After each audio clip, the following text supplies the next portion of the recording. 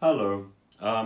So there we've got it. Biden threatens far more than he can ever deliver. So his talk of sanctions against Russia amounts to just words, a lot of screams. I know what all that's like because Bay greets me with screams the moment I walk in the door.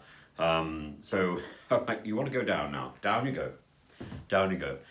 So where is the problem? The problem with all this is the West is divided. Germany is dependent on Russian fuel. And while Germany needs, well, I think 60% of its fuel is Russian. So, and this is because it is decommissioning its nuclear power stations. So, while Germany needs that, Germany needs Russia. And Biden can't take that away. He can't threaten somebody else's livelihood in that way. So that's one problem. Second problem is the West simply has no appetite for full-scale military responses. So that's not going to happen. And short of trying to pin down Russia by making basic transactions difficult, well, they've already done a certain amount of that. It is difficult for Russians to actually pay anybody.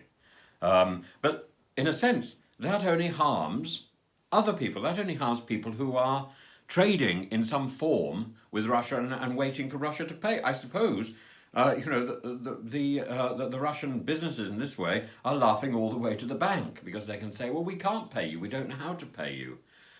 And more than that, while Germany needs Russian gas, the SWIFT system, the basic form of payment, is going to remain intact. So Biden cannot dismantle that because of Germany.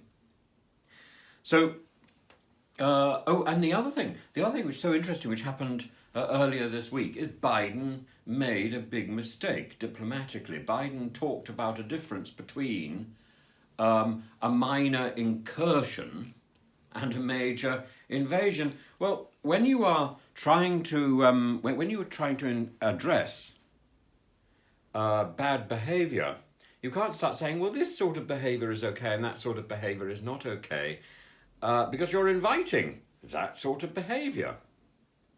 So, what is it? The West has blinked.